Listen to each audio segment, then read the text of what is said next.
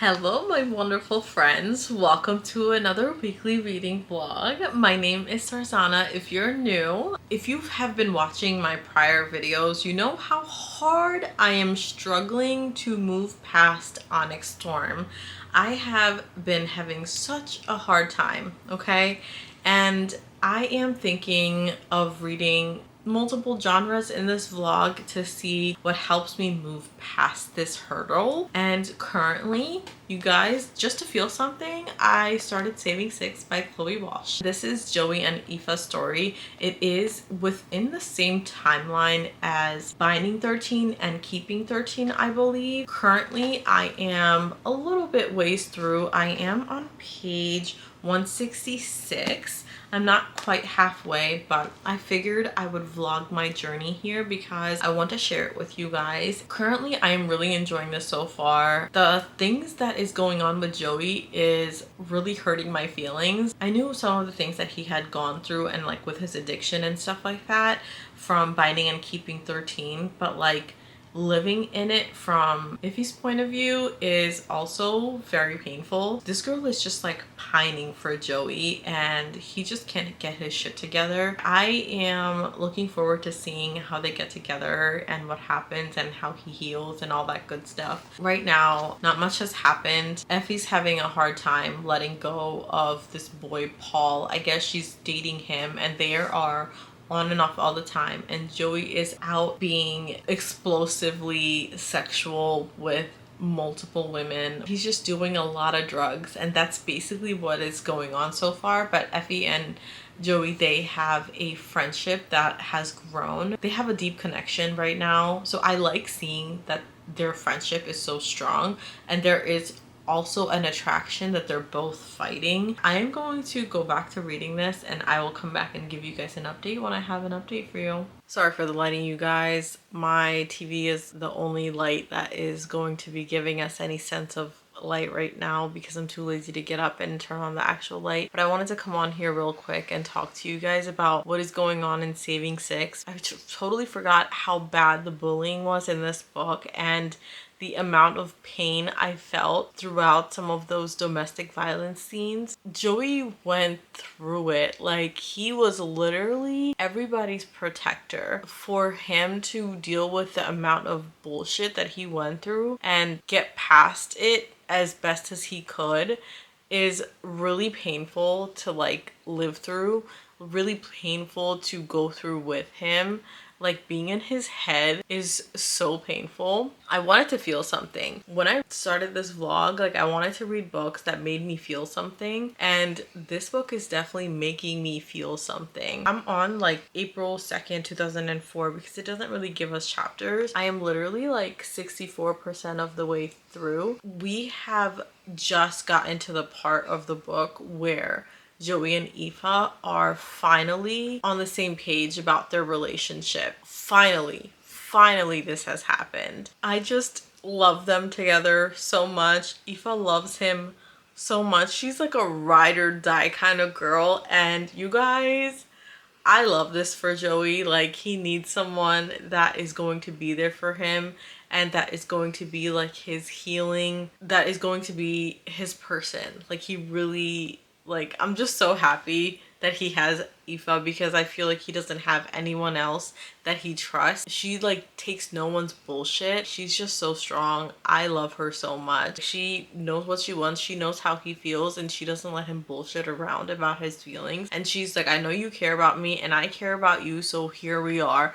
What are you gonna do about it? I'm not going anywhere. And I just love that. He really needs someone like that in his life. And yes, I'm having the best time ever.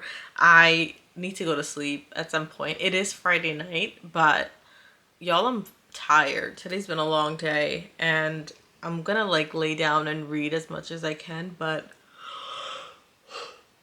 excuse me, I'm already yawning. I'm tired. So I'm gonna read a little bit more and then I'm probably gonna be passing out. I'm gonna try to get to like 70% of the way through this book, and finish it out tomorrow maybe, but we'll see. And I'm so sorry if you hear my dog snoring. All right, I will check in with you guys tomorrow. Bye. Oh my god. This book is so much more explicit than Binding and Keeping 13 was. Literally, Joey and Aoife were getting hot and heavy. They weren't like having sex, but like they were doing stuff out in public, I guess. And Gibbs comes up and he like offers them a condom, and it's so funny. We haven't really seen any characters from Binding and Keeping 13 yet, but this was like the first interaction with them and Joey, and I love Gibbs so much. He's so funny. He literally offered them a condom, and Joey was like, I'm gonna kick your ass. Okay, that was all. Bye. I finished reading Saving Six, and I started reading Redeeming Six right afterwards. You guys, I literally slept last night until like 3 o'clock in the morning. That ending made me very sad. I'm honestly sad that they had to do what they did in order to save their relationship, I guess. And I don't know, like, it really sucks. Like, Joey's in such a hard spot, and Aoife's just trying to be there for him. But at the same time, I feel like Aoife is a little bit immature in this case because she doesn't understand what Joey is doing. Like, everything is not okay. It shouldn't be the way that it is, but Joey is doing the best that he can. Like the drugs and stuff like that, yeah, like it has to go. Like, we all understand that. I'm like probably blurring like the timelines for Saving Six and Redeeming Six because it's like one big book to me at this point. I'm glad they had the space that they needed. In Redeeming Six, I am like on page 148, about like 33 chapters in, I think. Yeah, I'm on chapter 33 and I'm on page 149 right now. Some very unexpected things are happening. I am pretty surprised that this is a trope in this series. I didn't anticipate this, and honestly it kind of took me by surprise. I don't remember reading about this in Binding or Keeping 13, so I wonder if our characters in Binding and Keeping 13 didn't know it in this timeline, or it's just been such a long time since I read those two books and this subject did get brought up and I'm just like missing it. I'm kind of upset if that is the case because I didn't want to reread those books again because I really wanted to read Joey's point of view. But damn, this boy is going through it, but I'm really proud of him. I'm really liking how he is getting better. He's just healing and Aoife's healing him, but I also feel like Aoife has also become his way of dealing with his feelings for what's going on with his dad and his family. So that also kind of sucks. It's like stopping one substance to drown yourself into another. There's a lot of explicit sexual scenes in this. I don't think that we had this much action in Keeping 13 or even Binding 13. So yeah, there's that. This is definitely not for 13-year-olds to be reading. Like, this needs to be taken out of the young adult section. It's just way too explicit. Besides for that, I am really having a great time. I cannot put this book down. I am enjoying this so much. I like did my chores and stuff like that for the day, and the kids are taken care of. They're like chilling upstairs. So I am literally sitting in my living room and just being a couch potato. I have my coffee, and yes, I know it looks dark as fuck outside because it is like 6 o'clock at night right now. I'm gonna go and continue reading Redeeming Six. I am having a really good time reading this. Yeah, I am a little nervous about what's going to happen. I'm really worried for Aoife and the news that she has to tell Joey. I wonder how he's going to take it. Casey's a real girl's girl though. I am really loving how supportive Casey is. Every girl needs a best friend like that. So yeah, I am really enjoying this. I am going to catch up with you guys a little bit later. I am on chapter 42. What the fuck?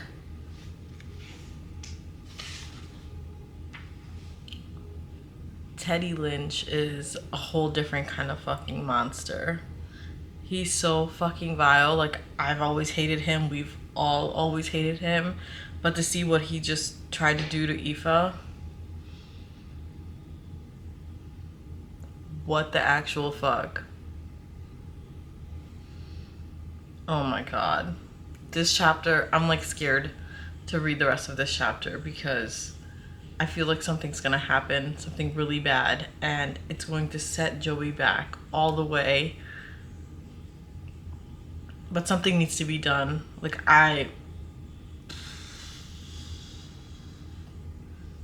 oh my gosh. You guys, I cannot put this book down. It's like 1 o'clock in the morning and I'm so tired, but like I don't want to fall asleep yet because I am more than 50% of the way through. I know what's gonna happen because of Binding and Keeping 13, but at the same time, like seeing everything that Joey and Aoife went through, it feels like another story. Aoife is literally the definition of a ride or die girl. The love that she has for Joey is not to be played with. She is so fucking loyal to him. I am getting drained and heartbroken from the stuff that is going on with Joey and the shit that he has to constantly deal with. And it feels like he gets shit from everyone, and the way he is coping with his trauma is so destructive to him. Aoife is literally pulling him out of the hole that he's digging for himself in like every corner.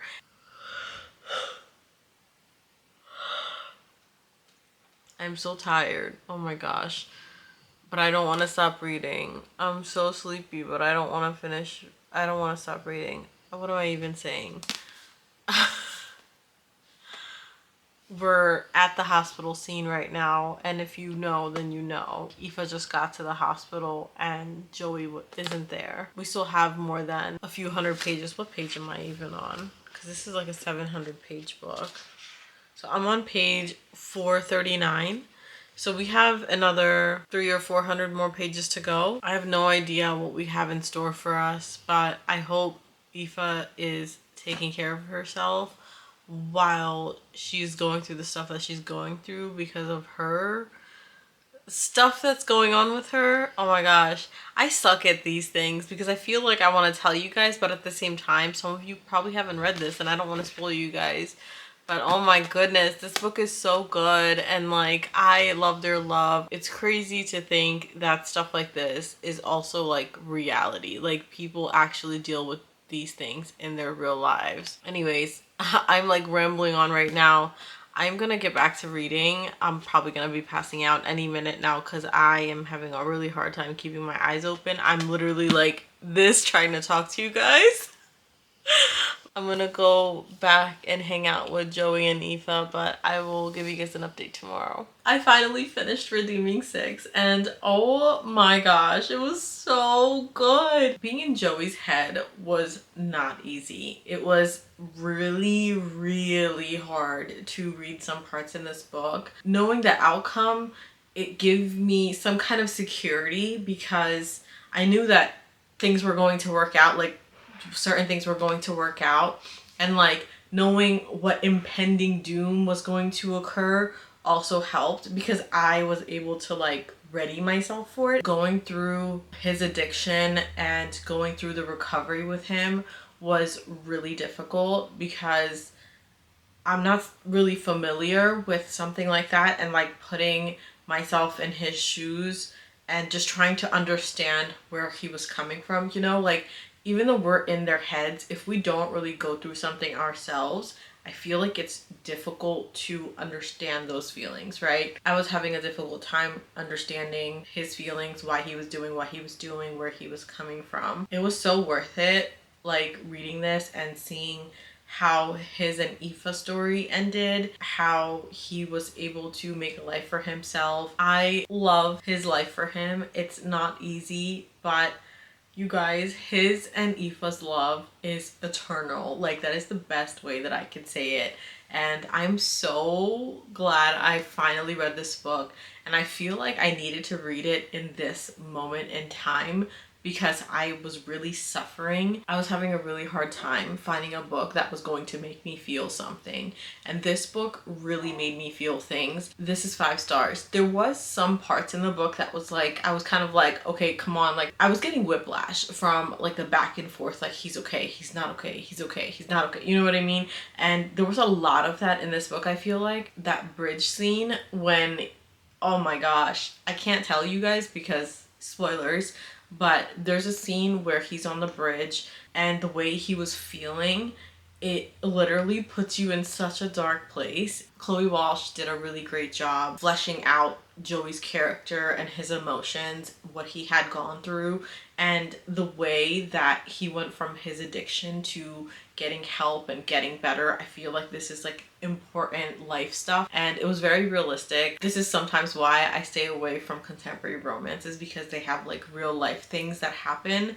It's not like something that could be fixed with magical powers or whatever, like a fantasy romance or just fantasy. So it was definitely what I needed right now. For the next book that I want to read in this vlog, I think I want to read at least 3 to 4 books, and I want to fit a romantasy in this, but I want to read a romantasy that is a standalone, because I've been starting a lot of series and I'm just in the middle of a lot of things right now. So I just want to feel the satisfaction of starting something and knowing the ending of the story, and that's that. What I think I'm going to do, I'm finally going to read Fairy Tale. This has been on my TBR for quite some time. I have been pretty intimidated by like the size of this book, but then again, like it's very small.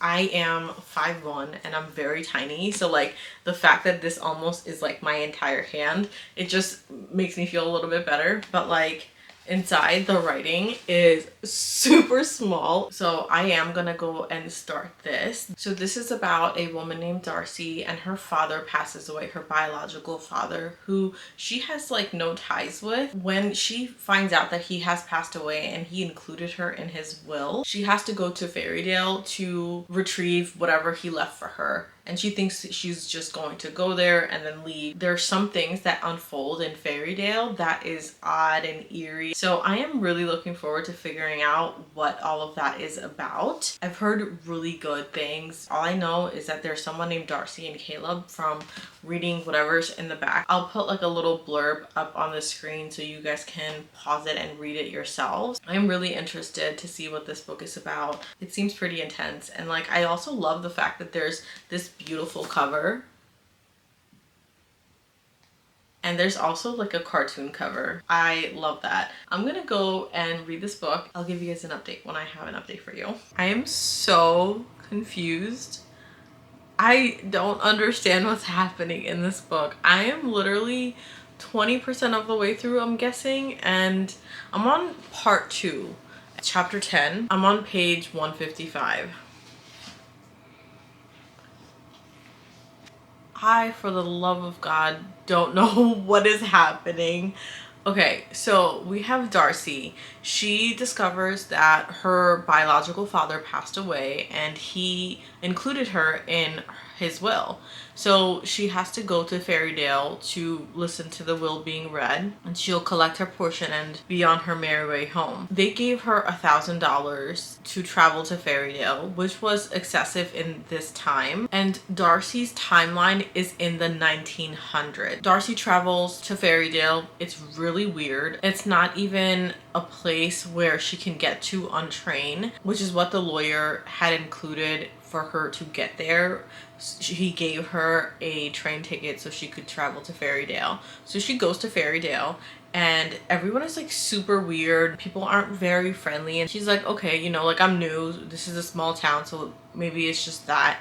And then she continues going through the motions and she meets Mr. Vaughn. He is the lawyer. He picks her up. He takes her to meet her biological father's family. Her biological father's family is very weird. The will is read, and apparently Darcy has to stay in Fairydale for 2 months in order for her to take the $1 million lump sum that her father has stated that she would get a part of the will. He is a very rich man. Her father was a very rich man, so he gave everyone a little portion. And there's a lot that is going on with like that family on its own, but there's also some like really weird stuff that's happening to Darcy since she's arrived in Fairytale. She's being told not to talk to two families. Out of those two families, she meets Caleb Hale. One night, she is staying at this house that is her family's property, her biological father's property. She's staying there, and that house is going to be hers. He also stated in the will that she gets to keep that house. So she's staying there. There's food in the fridge and whatever. She's very comfortable. And one night she can't sleep, so she goes out and she sees a church. So she wants to go into a church because Darcy has been orphaned her whole life.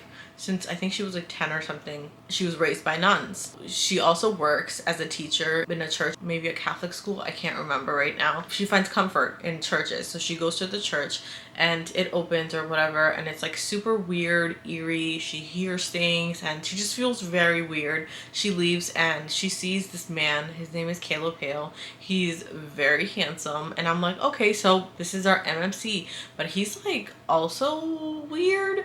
Like, he's like, you're mine, and like, excuse me, sir, you just met me, you know? Like, it's so weird. I don't know what the fuck is going on. I'm so confused. And then on top of this, Darcy is having dreams about this man named Aemon. That time setting is set in like the 1700s, okay? And she's not herself. She's imagining herself as Elizabeth, this other woman, but that's also her. I don't know. I don't know what is happening, but she's dreaming about this man, Aemon. And on top of that, there's like a similarity between the dream and the reality. There is this cat that Elizabeth finds, and she names him Mr. Meow. And same thing with Darcy. She finds a cat and she names him Mr. Meow. And this cat has a similarity where the top of his head or something is like white, and Aemon, he also has white hair. Like, he has like pristine white hair. I don't know what's happening. I'm so confused. That's my feeling so far about this book. I'm just so lost. I don't know what the fuck is going on. But, you know, like, it's intriguing. It's like super dark, gothic, eerie. You know, like, it has like awesome vibes. So I'm literally staying for the vibes, and because I'm just so fucking confused, I need to figure out what is going to happen, and I need answers. I have this many pages to give me answers, and I better fucking get some answers because I'm so lost. It's not even funny. I'm going to continue reading. I am really enjoying this. I'm really interested. I want to understand why she's having a dream about another man and herself as another woman. I hope this isn't spoilery for you guys, because this is like very much the beginning, and this is talked about in the back of the book without some of the details I've given you. All right, so I will catch up with you guys later and give you an update when I have one for you. I think I have literally peaked. I am reading some amazing books, and I just don't know how it's going to get any better. I finished Fairytale, and oh my goodness, I've never read a book like this before. This is a gothic fantasy, yes, and oh my gosh, the magic system is pretty simplistic, but at the same time, it is very impactful. It was just so well done. It wasn't cringy. The spicy scenes were extremely spicy, and some of it was not really needed. If you know me, you know I skipped through most of it, but some of it I did read, and I was like, interesting, because I didn't see that really coming. I absolutely love our MMC. I feel like he is, I'm not going to tell you who he is because you need to figure that out for yourself, but let me tell you, Veronica Lancet knew how to spin us around and have us very confused. Like, I was confused until like maybe 70% of this book, until everything just started clicking, and I predicted some of it and I was right about it. That was also very satisfying because I was correct about my assumptions, but at the same time I wish I wasn't, because I wanted to be surprised, like more surprised by it, but that's okay. That's okay. This was so good. This was so well written. This isn't like a masterpiece or anything like that, but like as far as the plot goes and the romance and the love story, oh my gosh. And this puts the capital Y in yearning, you guys.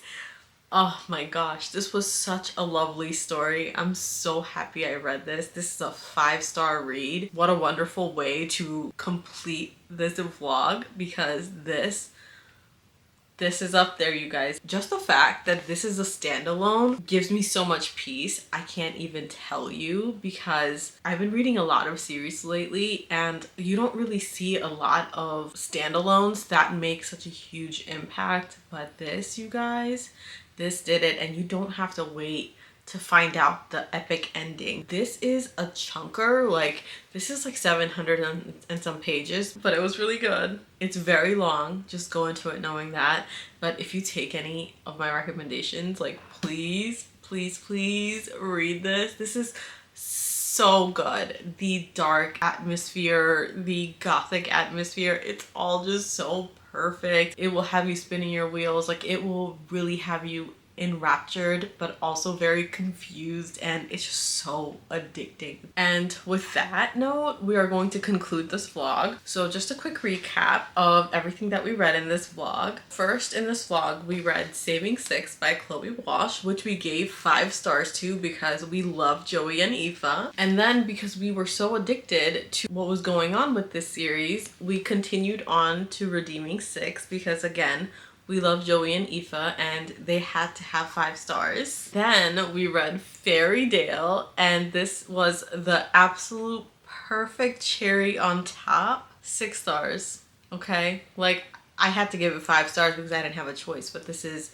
a 6-star book. This vlog was so much fun to do. I had the most amazing time doing this vlog. Every single book that I read was a 5 or a 6 star.